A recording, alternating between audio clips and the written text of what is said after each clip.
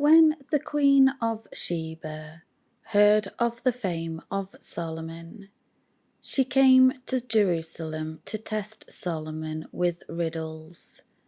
She was accompanied by a very large number of attendants, with camels bearing spices, balsam oil, and a large amount of gold and precious stones. And when she came to Solomon, she talked with him about all that was on her mind. Solomon answered all her questions.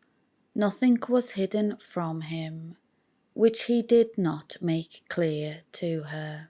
So when the Queen of Sheba saw the depth of Solomon's wisdom, and the house which he had built, and the food of his table, the vast seating order of his officials, the attendance and service of his ministers and their attire, his cupbearers and their attire, and his stairway by which he went up to the house of the Lord, she was breathless.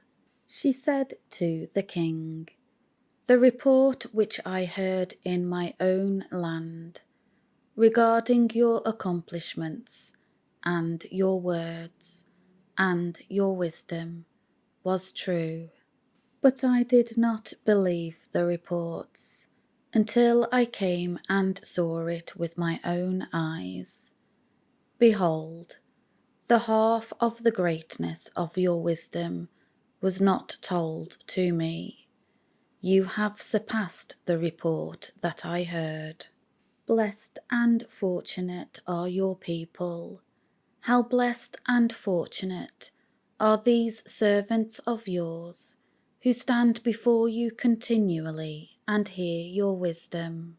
Blessed be the Lord your God, who delighted in you, setting you on his throne as king for the Lord your God, because your God loved Israel, establishing them forever.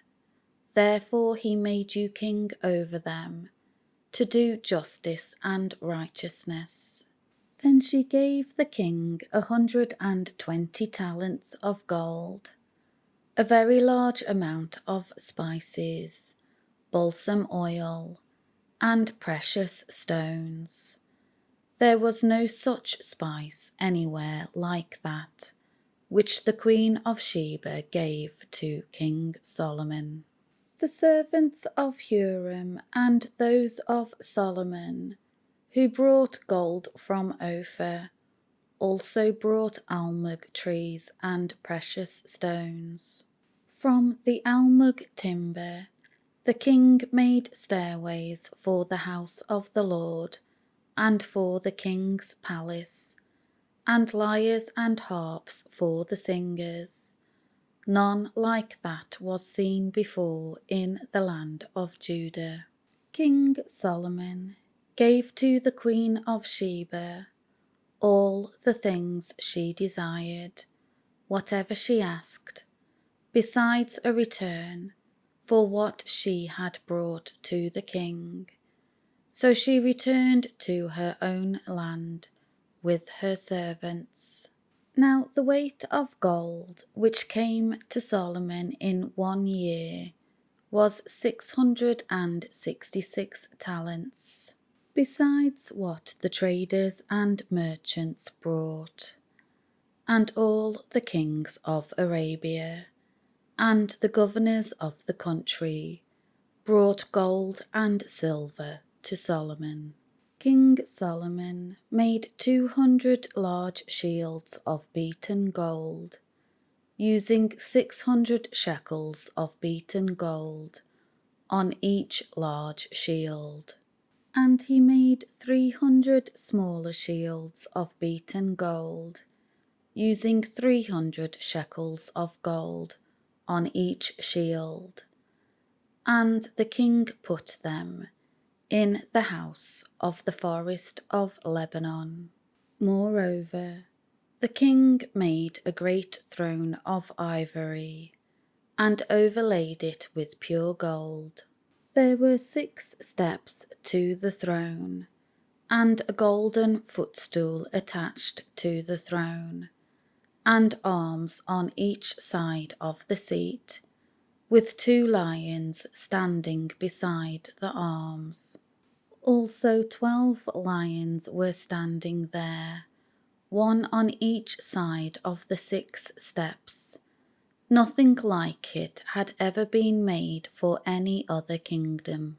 All King Solomon's drinking vessels were of gold, and all the vessels of the house of the forest of Lebanon were of pure gold. Silver was not considered valuable in the days of Solomon. For the king's ships went to Tarshish with the servants of Huram.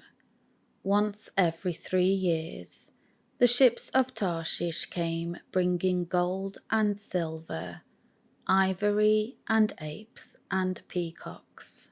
So King Solomon surpassed all the kings of the earth in wealth and wisdom. And all the kings of the earth were seeking the presence of Solomon, to hear his wisdom, which God had put into his heart.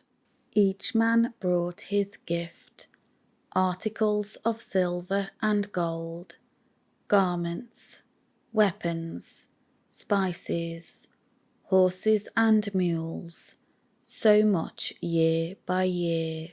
Now Solomon had 4,000 stalls for horses and chariots, and 12,000 horsemen, and he stationed them in the chariot cities, or with the king at Jerusalem.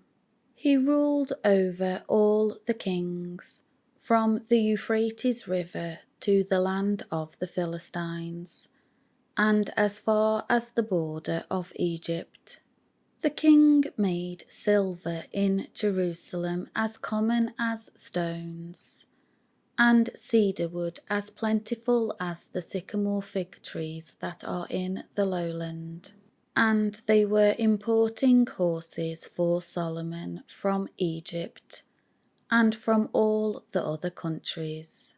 Now the rest of the acts of Solomon, from the first to the last, are they not written in the records of Nathan the prophet, and in the prophecy of Ahijah the Shilonite, and in the visions of Iddo the seer, concerning Jeroboam the son of Nebat? Solomon reigned 40 years in Jerusalem over all Israel.